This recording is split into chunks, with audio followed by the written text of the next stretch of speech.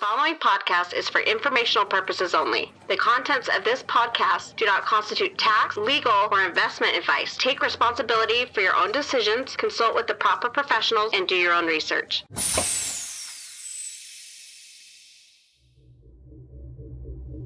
As the graph being, what we like to say as a beacon of Web3, I think it's important to involve community members to have a voice in making decisions that are going to have an impact on the protocol.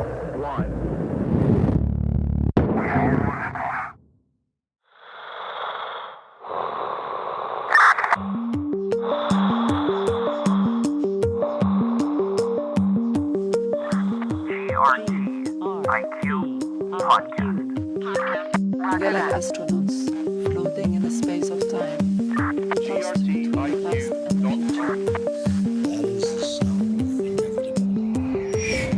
Welcome to the GRTiQ podcast. Today I'm doing a deep dive on the recent news regarding the Graph network moving to Arbitrum. If you're a regular listener of the podcast, then you know that last week we featured an interview with AJ Warner, Chief Strategy Officer at Offchain Labs, the team behind Arbitrum. During the interview, AJ not only shared his journey into Web3, but he also provided a nice introduction to Arbitrum and their community. But this week, we're going to go a level deeper and explore everything you need to know about the Graph's move to L2 and how it'll impact the network. I'm fortunate to be joined by a panel of guests who can provide an inside glimpse to the process of scaling on Arbitrum, what that actually means and what some of the benefits are, an overview of the phased rollout, and how it'll impact network contributors like indexers, curators, and delegators.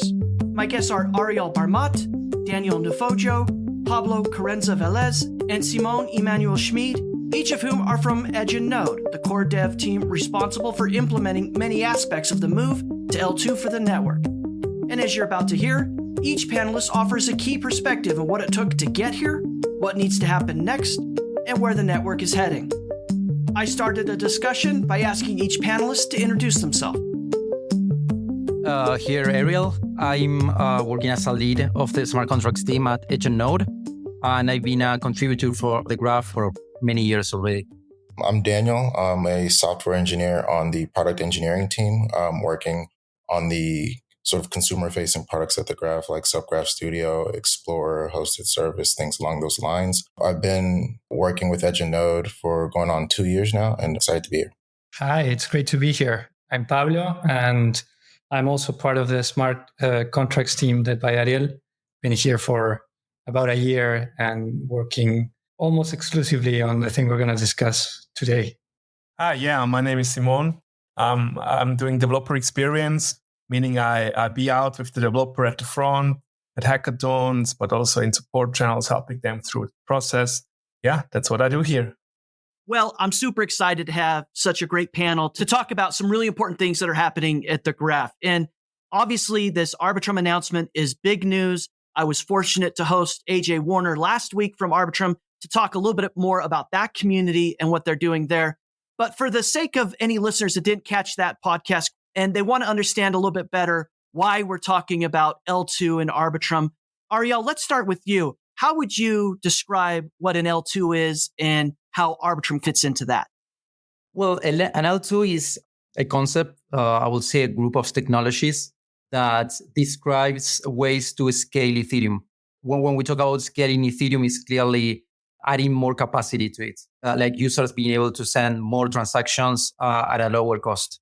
And this group of technologies share that they use Ethereum as a base layer for security. So an L2 is clearly a new chain, but all these chains are sharing the base security of Ethereum. So they use it to store some information that can reconstruct the state. A bit technical, that part, but that's the shared security properties. Particularly Arbitrum. Arbitrum is one of these L2 technologies in the ecosystem. It's very interesting because they started many years ago. They launched on mainnet during 2021 along with Optimism. And they are considered something called optimistic rollups. That is a kind of an L2 technology. And I'm really excited to be integrating the protocol with Arbitrum and really be playing with these L2 technologies. Super excited about what it is going to be for mainstream adoption.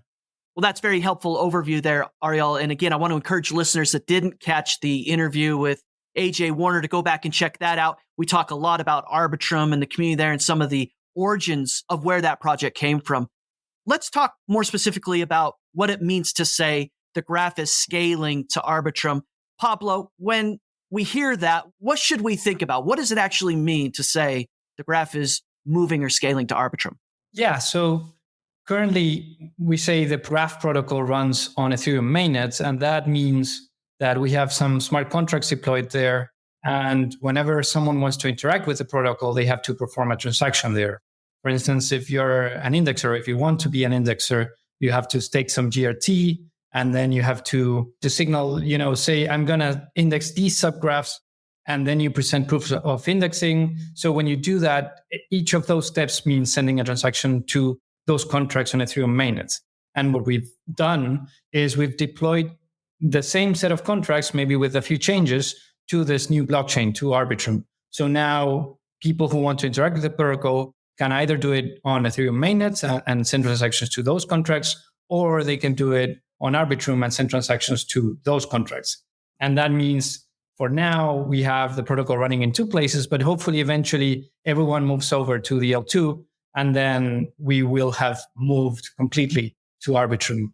I just want to add here that the protocol, or like the chain where the protocol is running, is independent from the chains that the graph network can index. So that's the caveat that we often see. In fact, if I'm not mistaken, we will move the protocol to Arbitrum, while indexing subgraphs on Arbitrum won't be enabled at the same time. So that's actually two separated things to think about.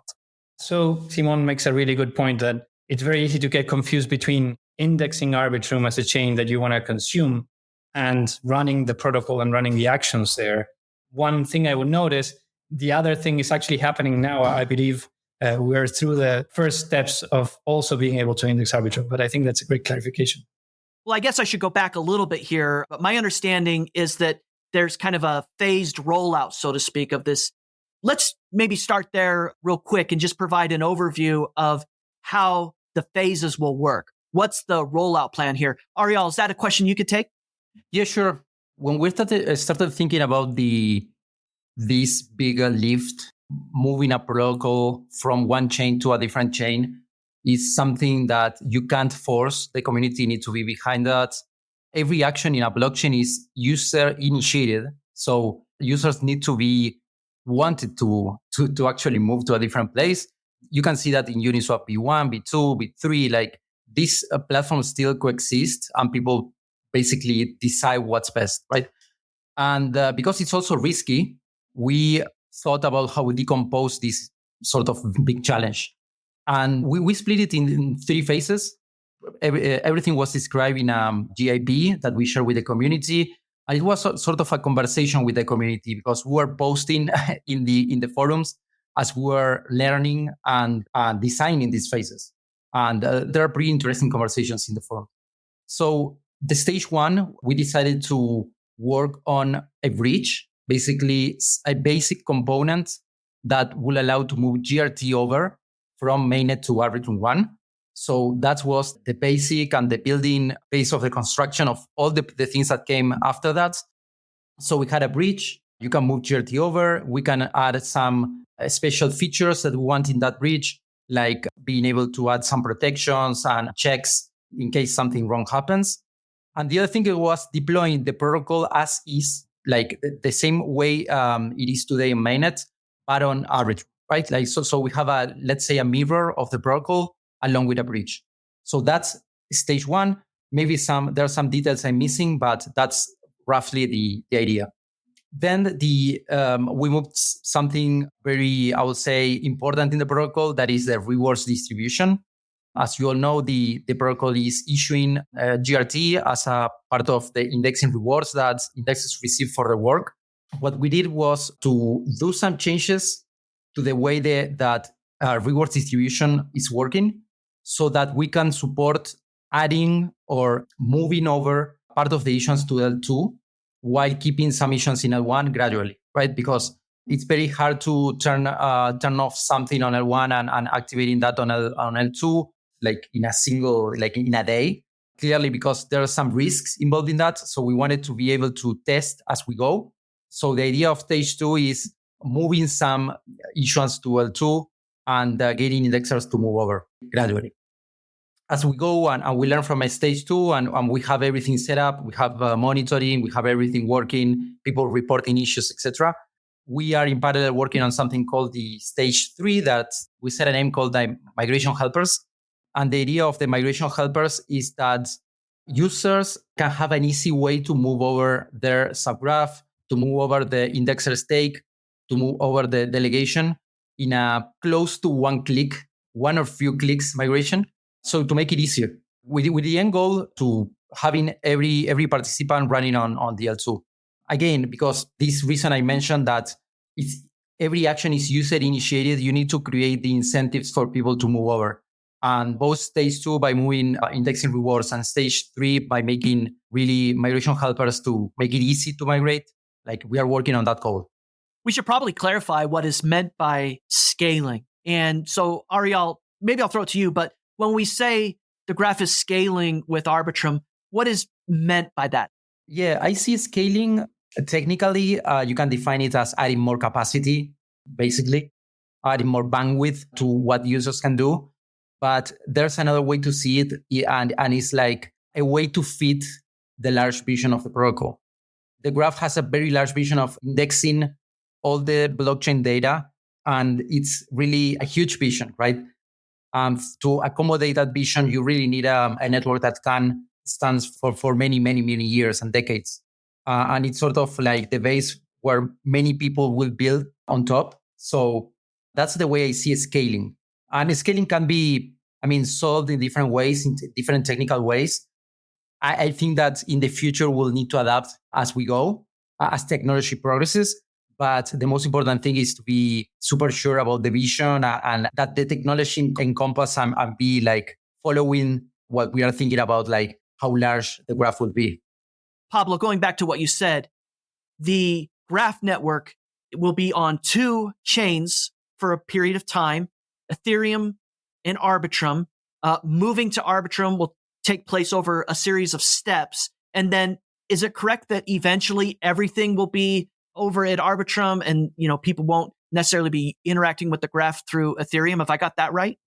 Yeah, that's correct. Assuming everything goes well during this migration and the community is happy with the change and we see Arbitrum keep progressing towards more decentralization and so on, I think we're all hoping that the move will be complete and total and no one will need to use Ethereum mainnets anymore eventually. One of the things that came out of my interview with AJ Warner was I asked him about competition among L2s, right? How does Arbitrum position itself against competition in the L2 space? And he had a great answer to that. I want to build on what he said during that interview with this question to you guys, which is, were there other options available to the graph when it was thinking about scaling? And if there were, why was Arbitrum the best option? Well, there were a few options at that time, but not many. We started thinking about scaling the protocol in 2021, I would say mid 2021. And the market condition was, I think we all remember, pretty crazy with NFTs being minted every day, gas costs going through the roof. So we, in a way, sort of were in a bit of a hurry to define where we could move the protocol to make it cheaper. Clearly, the protocol is used by all the participants, indexers, curators, delegators, and it was getting more and more expensive to run. So at that time, the viable solutions were Polygon, Optimism, and Arbitrum in terms of projects that were on mainnet or close to mainnets, right? We evaluated Polygon, but Polygon uses a different system where it relies on Ethereum for some security, but it's not posting all the data as a full L2. And we were looking for something more secure in that sense. We evaluated Optimism and Arbitrum, and we decided to go with Arbitrum. At that time, I would say Arbitrum and Optimism are really similar, but at that time were a bit different. Optimism were using a different concept for compiling the contracts. They had some sort of an OVM And Arbitrum tried to keep more of an EVM compatibility, a closer EVM compatibility. And that was very interesting. And the other thing is like they had a fraud-proof system that was working in a way that when we studied it sounded reasonable, while Optimism was still working on that. So I would say that today they are closer in a way. They work pretty similarly. But at that time, we chose Arbitrum for those reasons. And because like all the work we had to do took a long time. I mean, we betted on Arbitrum, and today we have a running network on Arbitrum. But that's the core of the decision. And if I have it right, that really the origins of the move to L2 and Arbitrum started as a GIP. I mean, this was a community-led initiative where people are able to vote and interact on the Graph forum. Is that correct? That's correct. One of the first things that Pablo did when joining the team was researching the different L2s in more detail. We sort of decided to go with Arbitrum, but Pablo dig into how a bridge works, all the security, I would say all the different edge cases we might need to deal with, and etc. I would say his first big contribution was writing a JP, proposing how a bridge with Arbitrum would work, and laying out like the different steps into a potential migration to Arbitrum. I think Pablo can say more about that, but clearly it was a very big contribution from him. It was definitely a fun way to start working here. But yeah, I was also building on a previous forum post by, I believe, someone in the community. There was already some discussion going on about whether the graph would do any sort of L2 scaling or not. So I took that as a starting point, and that's the first thing that I used for that GIP. Yeah, reading these GIPs actually is super interesting if you are interested in like how such a thing develops. They really go into technical details, and I would recommend to every listener of this podcast who is interested to see behind the scenes, the decision makings, but also really the technical details to read those GIPs. I didn't do it from the beginning, but now it's something that I do it regularly and I enjoy it a lot. Well, I want to double click on that, Simon, because I do think that this is really an incredible case example of that Web3 ethos of the community drafting a proposal and then the community getting engaged and involved in it. Daniel, what does it say about the graph, about decentralization, that something as important like this emerged within the community in the form of a GIP? I think it's super important as the graph being, what we like to say as a beacon of Web3. I think it's important to involve community members to have a voice in making decisions that are going to have an impact on the protocol. So having things like GIPs that, are eventually something like moving to Arbitrum, starting from somebody within the community, creating a GIP, and then Pablo sort of picking up on top of that, sort of proves out, what we stand for in the Web3 space, which is anybody can make a contribution that can affect a protocol as important as the graph. And that's something that we champion, something that we want to support and encourage community members to continue to do. Very happy about that. Incredible. Thank you, Daniel. And totally agree. And I love this scaling to Arbitrum and what it says about the community and the things that are happening within the graph. I want to now turn our attention to the benefits. So it's great background. We've learned a little bit about L2s, Arbitrum, and the thinking behind scaling to Arbitrum and where it emerged from. Let's talk now about why it matters. And I'm going to frame this as kind of like the benefits to participants within the ecosystem. So Pablo, let's start with you. What are the benefits to participants within the graph ecosystem of a move like this? So I think it all comes down to one word, and that word is gas. The main difficulty we have if staying in Ethereum mainnet is that gas prices can be really, really high. Right now, they're better than maybe at the height of the craziness that Ariel mentioned in 2021, but it's still significant cost for everyone that wants to participate in the protocol. So by moving to Arbitrum, we're able to reduce those costs a lot.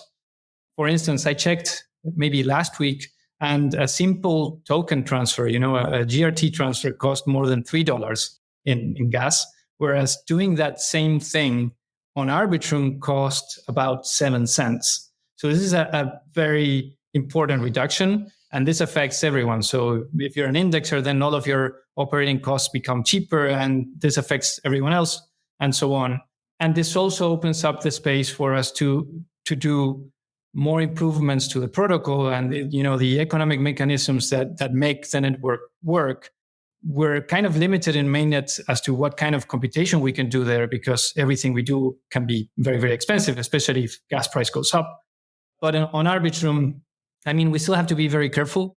We can't just add, a very weird algorithm that takes up a lot of gas, but we can experiment a bit more and produce something that might be a bit more complex or infeasible in mainnet, but it's still reasonable cost on Arbitrum. So it really opens up a lot of possibilities. It's a great general overview of the benefits, Pablo. I appreciate the detail there. I do want to, for the benefit of listeners who want to understand how they might be impacted in their specific role within the ecosystem, to talk a little bit more specifically about those benefits. And so I know I got a lot of delegators that tune into the podcast every week. Let's start there. Daniel, how would you characterize the benefits of this move to members of the delegator community? Yeah, I think I want to go back to something Pablo said earlier around the whole benefit and reasoning around Arbitrum being around one big word called gas, right? I think that's going to be the biggest thing that delegators are going to see an improvement on. And I think it will lower the barrier of entry for more delegators to be able to be onboarded onto the platform if they don't have to spend as much on gas. We talked about how cost of NFTs on L1 and all the different things that are happening on L1 can spike cost, which may sort of deter delegators, especially the smaller delegators that are within the community. Maybe they're learning about the graph, learning about indexing, delegating, and they want to sort of contribute to the ecosystem as a delegator, maybe not something more technical like an indexer, but, want to sort of dip their toes in there. And a lot of the times they're blocked by the fact that they have to put up so much ETH, or they have to cut into the amount of GRT they might want to contribute to delegating, because they have to, sort of cut a little bit of that budget into gas fees on Ethereum and buying Ethereum in order to be able to do that. So I think the immediate benefit for users, that are going to be delegators on Arbitrum, would be giving them a lot more wiggle room to be able to, deposit more GRT into the ecosystem, because they are spending less money on gas, and also lowering the barrier of entry for, the littler guys who just either want to dip their toes into delegating and not necessarily want to spend a ton of money. They aren't automatically sort of, knocked out of being able to do so due to gas costs. They're able to contribute, as little as they feel the need to. So I think that's really big in it. As it continues to scale, more people will be able to delegate without feeling that they have to add a huge amount in order to delegate and undelegate and due to gas fees. I was thinking a few other benefits for delegators, clearly related to gas, that by being cheaper, I can see delegators maybe be more active. Some delegators that were, I don't know, they need to send a transaction, maybe it's a bit too expensive. So now they might be able to redelegate, and change the way they are delegating to different indexers, even maybe distributing their GRT into more indexers. So I can see that a cheaper network can make delegators to be more active. And that's very healthy for the protocol, because delegation as a function was meant to be a way to bring some signal for indexers that are working properly, and delegators sort of voting on them. So I'm very, very excited to see that. And there's an additional one that is related to the cost of running an indexer operation. Delegators are receiving some share of the work the indexers are doing. So if the indexers get a better margin of their operations, and I would say the gas expenses for them is quite big in their operations. So if they get better margins, I think they can share more with delegators. So I expect to see more competition in that sense. Well, Ariel, that's super interesting, right? Because when you think about some of the hot topics within the delegator and indexer community, you think about things like keep stake decentralized, and you think about some of these other things that you alluded to there. And I hadn't until this moment thought about how the move to Arbitrum would facilitate addressing some of those issues that have been talking points within the community. So very exciting, and appreciate that explanation. I think a lot of delegators that listen to the podcast will have some questions. And, one of them I think will be, if I delegated a year ago, do I need to now undelegate, wait the 28-day thaw period, and then redelegate on Arbitrum? Is there a deadline by which I need to do that? How would you answer questions like that from a delegator? Yeah. So if a delegator wanted to move to Arbitrum today, yes, they would have to do that. As Ariel mentioned, we're thinking about this process in stages. So we're currently on stage 1. We've deployed the bridge and the L2 network. It still doesn't have indexer rewards, so delegators wouldn't benefit a lot from being on Arbitrum right now. But very, very soon, we should be moving to stage 2. We should be enabling index and rewards, and those should start growing as the council approves, switching the percentages over time. But very, very soon as well, we should be releasing the migration helpers. And the way we're thinking about these is we want to provide a very, maybe a single transaction process by which delegators can just say, okay, I'm delegating to this indexer on L1. The indexer has migrated to L2, and then I can move my delegation from that indexer in L1 to the same indexer in L2 with just that transaction that goes over the Arbitrum GRT bridge. So that should save the thawing period and even do it without charging any of the protocol taxes that are involved in the way. So hopefully that should make the transition a lot easier. Obviously, because we still need to preserve the security of the system, we can't do it in a way where you migrate to L2 to any new indexer and you do whatever you want. There's still going to be some guardrails around that so that no one can take advantage of it. But the main thing is you want to move from that indexer in L1 to the same indexer that migrated to L2. You should be able to do it very, very easily. Now, will it be required? No, at least not for quite a while. While we still have both networks running, you can still stay in L1. If your indexer moves to L2 and they don't have any stake in L1 anymore, then you won't be making any rewards or query fees there until you migrate. But you're not forced. Your GRT is there. You can withdraw it whenever you want. There's nothing that's going to force you to move to Arbitrum if you don't want to. So if I delegate to an indexer who moves to L2 and I'm no longer earning rewards because I haven't myself as a delegator moved to L2, will I still incur a 28-day thaw period if I want to undelegate from L1 and figure out what I'm going to do? Or were you kind of speaking to that when you were talking about there's plans to help people make that move? That's a great question. I think it'll obviously come down to how the community receives the proposal we have for this. But the current plan is that if you're migrating your delegation to an indexer that has moved to L2, you wouldn't have to wait for that undelegating period. But also, if the indexer has fully migrated to L2, and therefore you're not accruing any more delegation rewards, then it does make sense that you would be able to withdraw without having to wait. So our proposal does account for this, and there is a way in which you would be able to undelegate without having to wait. This would only be the case if the indexer has fully migrated and they don't have any stake left behind in L1, because if they're still operating in L1, then I think to maintain the security of the delegation, it does make sense that you still need to wait for that period. And you mentioned a proposal there, Pablo. If people want to read that, where should they go and what is the name of the GIP they should look up? Yes, there is a GIP that went out quite recently, and it's GIP 46. That includes all of our proposal for the migration helpers and the detail, there's an overview of how they would work, but also the detailed spec of the specific changes to the contracts and the specific interface for that. The GRTiQ podcast is made possible by a generous grant from the Graph Foundation. The Graph Grants program provides support for protocol infrastructure, tooling, dApps, subgraphs, and community building efforts. Learn more at thegraph.foundation. That's thegraph.foundation.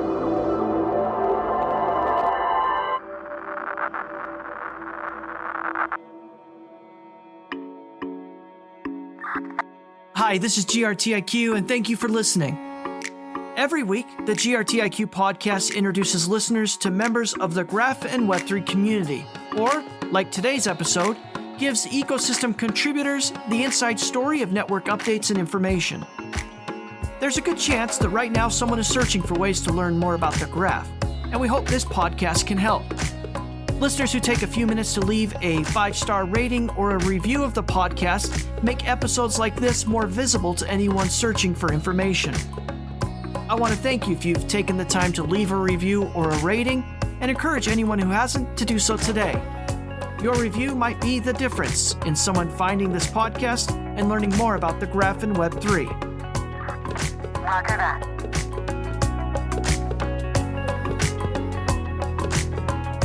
I want to encourage listeners that have questions or might be confused about some of this to visit the forum. There's also some FAQs related to all of this information, so there's ways to educate yourself. And of course, you can always go on the Graph Discord and post questions there. So we've addressed the benefits to delegators, but there's obviously other participants in the ecosystem that will benefit as well. Maybe I'll just open it up to the panelists and let you talk about some of the benefits to different stakeholder groups. Maybe start off with you, Simon. When you take a look at this, outside of benefits to delegators, what's got you excited? Yeah. How would that impact subgraph developers? I mean, somehow I would say not at all, because for the subgraph developers, as for now, they just maybe once or they publish their subgraph to the network and then more or less it's done. I mean, they do have the billing, but the billing won't change. It's to be already migrated the billing to Arbitrum. But since the curation market starts to change and there won't be this bonding curve anymore where you have to be first and second, and that makes a difference. Curators are hopefully, in my opinion, let's see how this plays out, more willing to be a more active participant in the network because they don't risk anything. If they go in and curate on a subgraph, I mean, a worst case could be that subgraph just doesn't generate any query fees, so they could move away.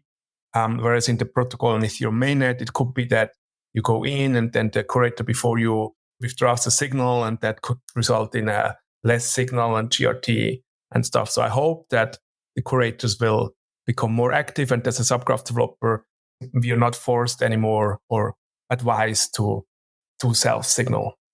I'm not so sure that self-signal won't be needed anymore.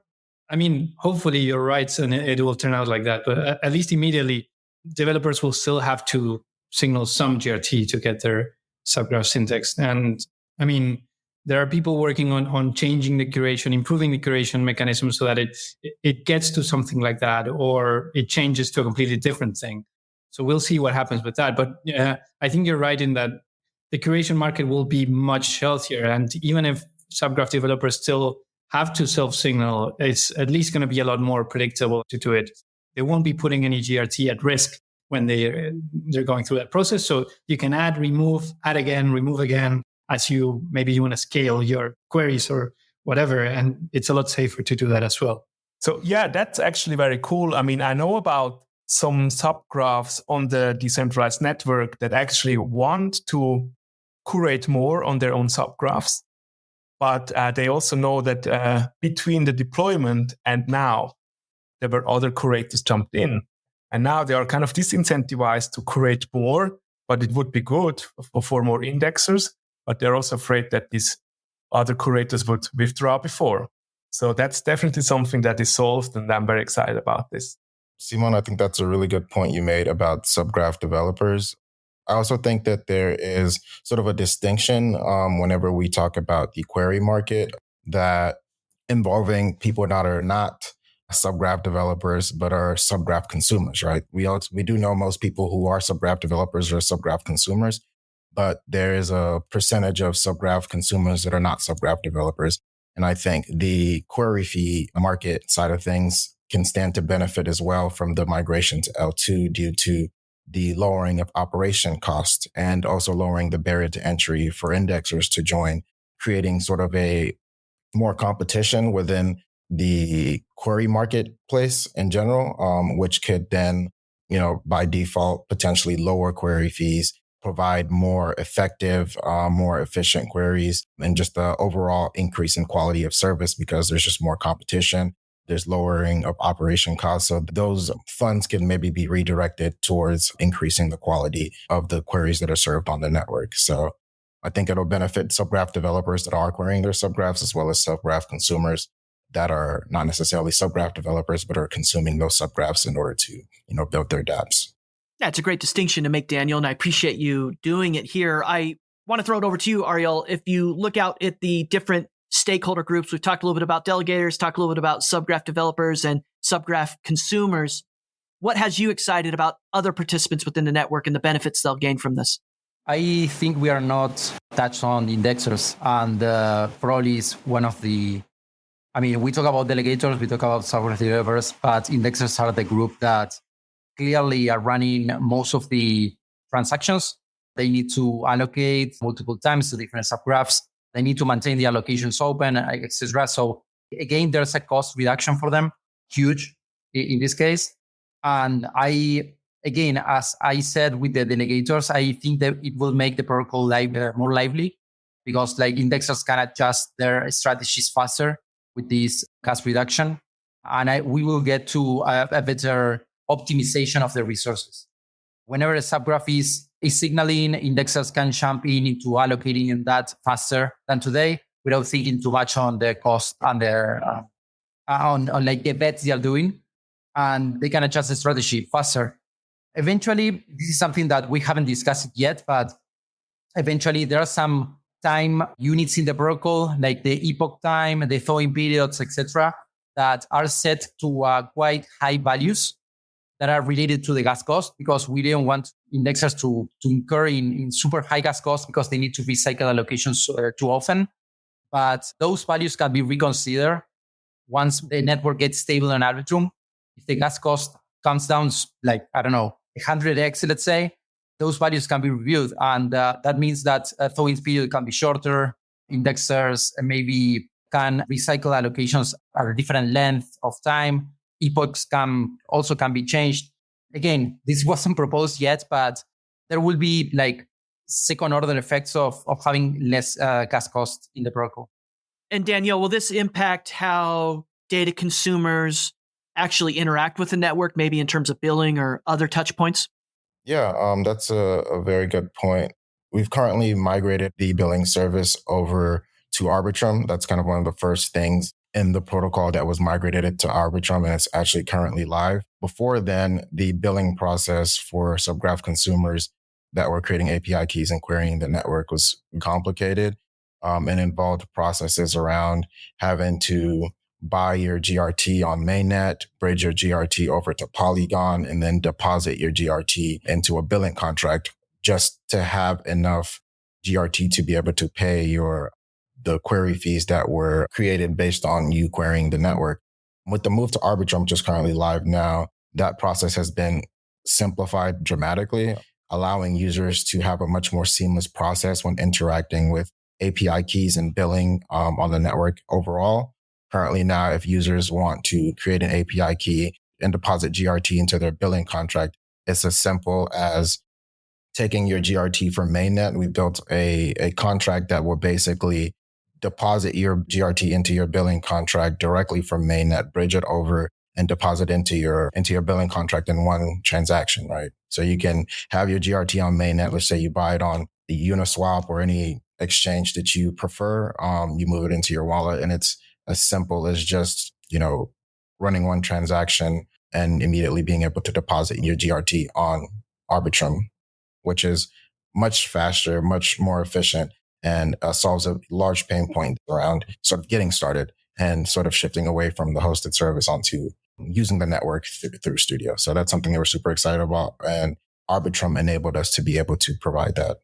Simon, all the listeners are going to know that a big push has been this migration to the decentralized network, and things are in full sway. It's incredible to watch more and more subgraphs migrate to the decentralized network.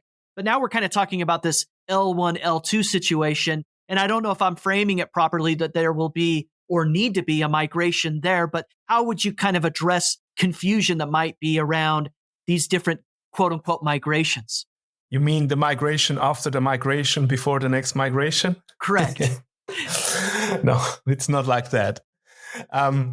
Basically, as I think we talked already about, if you have already published your subgraph to the decentralized network on Ethereum mainnet, there is nothing that you need to do right now. It will just work. you can eventually migrate your subgraph over. But as far as I know, there will be also helpers to do this. So again, nothing to be concerned. Now, if you did not migrate yet to the decentralized network, then you just publish your subgraphs directly on Arbitrum with all the benefits that we already heard about. So there's no you don't need to migrate after the migration as of now. Daniel, I want to ask you this question about the effort and time that goes into upgrading or revising the interfaces that the community and stakeholder groups interact with a change like this. And so you're on the team that spent a lot of time doing this. What can you tell us about what type of work and activities go into those components of something like this?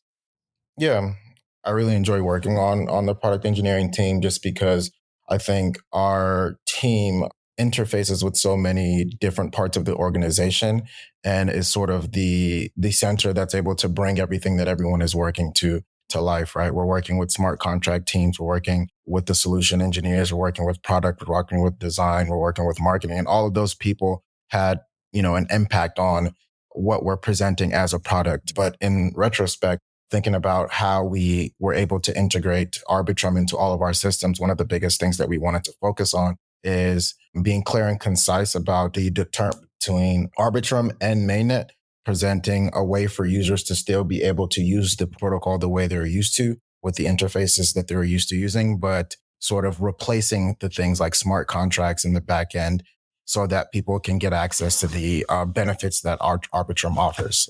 So to sort of split it up, the work was kind of tied into two different products that we were integrating. There's the Explorer product that basically users interact with the protocol through there by curating, by delegating, and all the other indexer actions that are involved, like staking, unstaking. And in order to do that, we basically introduced a concept of a network switcher. And basically, I'll explain it in very simple terms, a lot more technical than that. But basically what the network switcher does is it takes all of the different interactions, specifically the contracts that are involved that are happening when someone clicks a button to delegate and when somebody clicks a button to stake or unstake, there's a contract being called, right? And those contracts are either on L1 or on L2, which is on Arbitrum. So basically what the switcher enables is basically a configuration change below the interface or below the UI that basically flips a switch on all of the different protocol actions within Explorer. So you can find the network switcher on sort of the top right, which allows you to indicate, viewing subgraphs that are deployed on Arbitrum, viewing subgraphs that are deployed on mainnet, and be able to switch between those super quickly. If for whatever reason you're searching for a subgraph that you were used to being on mainnet and you can't find it anymore, maybe you can easily switch and then still see the same view, but now be able to see all the different subgraphs. And the same thing with being able to participate in the ecosystem like people are used to doing on mainnet, but just making that process super simple for users so that there's no confusion whenever it comes to all this great work that everybody on different teams are doing, simplifying that with a user interface that can be interacted with the same way that people are accustomed to doing, but also being able to get the benefits like lower gas costs, lowering the barrier to entry for people to join the network and things like that, but not, having to reteach them a new, way of doing things. And then for subgraph developers, which primarily interact with Subgraph Studio, allowing them to be able to publish to a network, be able to deploy their subgraphs to Arbitrum also requires a bit of configuration on our end to be able to provide a sandbox for them to be able to query their subgraphs that are going to be published on the network, and then tracking all of the different versions, right? So when you start publishing different versions, you can have them published on any network, and then including things like Arbitrum and as well as Arbitrum Goerli, because people are not just, most people who are developing their subgraphs are not publishing directly on network. They need sort of like a test network, and Arbitrum Goerli is what Goerli is to Ethereum. So integrating Arbitrum Goerli was something that was also big for us. So it allows subgraph developers to be able to deploy versions of their subgraphs to Arbitrum Goerli, test it, make sure everything is good to go on that end before deploying to Arbitrum. So those are just a few of the things that we had to integrate. Ideally, for users that are going to be using products from a front-end standpoint, it should look very similar to what they're used to doing on mainnet, but they will be able to inherently benefit from all the work done by everybody on this call and even people outside of this call to move the protocol over to Arbitrum in a seamless way that, they're already used to doing. So an incredible amount of work goes into something like this. And I really appreciate, Daniel, the overview there from the contributions from your team. And of course, Pablo, Ariel, Simon, super interesting information and background here about this exciting news. And I know a lot of people within the community are excited about the move to Arbitrum and have a lot of questions. And I think this podcast will serve as a great resource in addition to the forum post and the FAQs that have been provided. I want to wrap up this panel discussion by asking each of you a final question. And we've talked about Arbitrum. We know it's big news. People are excited. But what's the next big thing? What are other things that you're working on or that you're looking at that has you excited about the future of the graph? Maybe we'll go around the horn here and start with you, Simon. Simon, what's got you excited about the future of the graph? So apart from scaling on Arbitrum, there's one idea that starts to float around, and that we see this idea of using the graph for more just as powering front ends or some data analytics, but even opening up like bigger use cases. So one thing that goes in that direction is the subgraph bridge that the team is working on.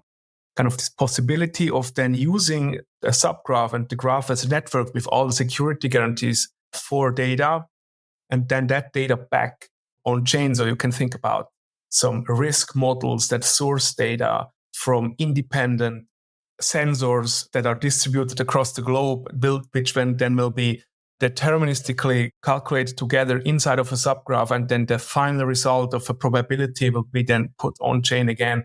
Like that kind of stuff. The more as I think about, the more that like my head is like, boom, wow, okay, that is really cool stuff coming up. Wow, actually blew my mind as well. That's incredible stuff. How about you, Pablo? Anything that you're excited about? So I think Simon's answer was a really good one. I'm also very excited about the idea of the subgraph bridge and subgraphs as read-oriented rollups. I think that's very exciting, but I have the feeling that I don't know exactly what's coming. I have some ideas, and I also find that exciting. Like the possibilities are so limitless. I do see substreams coming along into the network as something that is going to be very exciting. Seeing a different sort of data type that we're going to see on the network, a different data service. Seeing that integrated is going to be very cool. And then another thing is we're starting to see a lot of other protocols and Web3 things starting to use account abstraction and simplifying user experience by kind of abstracting a little bit the Web3 experience while still providing the same, data ownership and security guarantee. So we're starting to think about ways that we can integrate that with the graph. I'm excited to see what we come up with and what this team comes up with to do that. What about you, Ariel? I share some excitement about these integrated multiple data services into the network. As Paulo mentioned, Substreams is one. There's a Firehouse, all from other core teams in the ecosystem. There might be many more. And clearly, this is related to what the graph is doing, indexing all the information. And it's really unique in the sense of creating a decentralized backend for all Web3 is hard and challenging. But I think that different pieces are coming together, right? Like we see services different in paradigm way to the subgraph, like the substreams.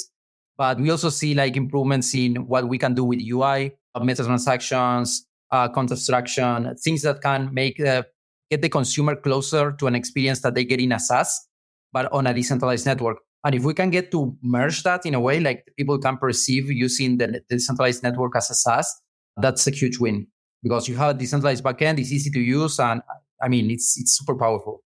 And clearly, nobody did that yet. And so it's very challenging, but I think we are getting closer and closer. And what about for you, Daniel? What I'm excited about is kind of a merge of what Ariel and Pablo mentioned, just from getting the graph on par or better than the services that are currently offered on Web 2.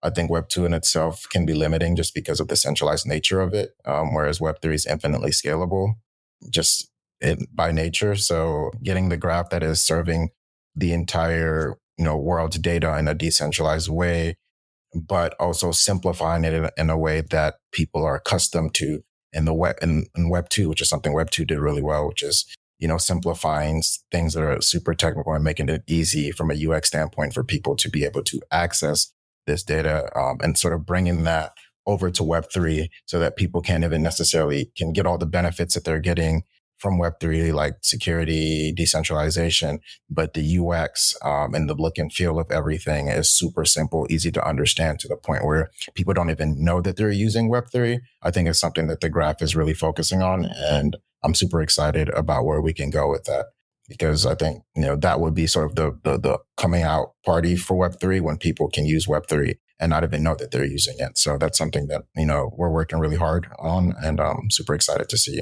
how that sort of comes into fruition.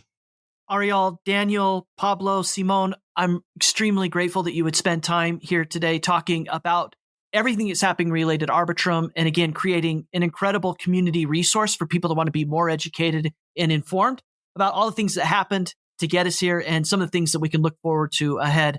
Pablo, if listeners want to stay in touch and kind of monitor everything that's happening in relationship to Arbitrum, what's the best way for them to do it? So one thing is everything we do is on chain, at least from the contract side. So people who are more tech savvy can look at that and verify that we're doing what we're saying we're doing.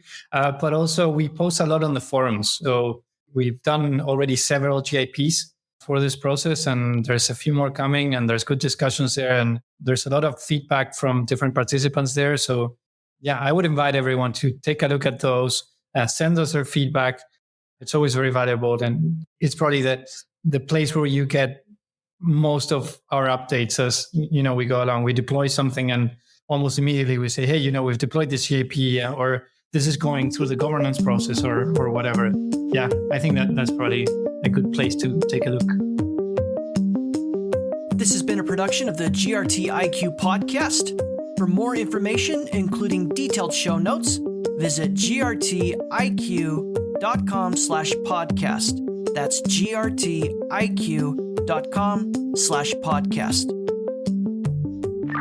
Please consider contributing to this project and helping build the community by subscribing and leaving a review. GRTiQ Podcast. Roger that. This ship will self-destruct in 20 seconds. This is your last chance to push the cancellation button.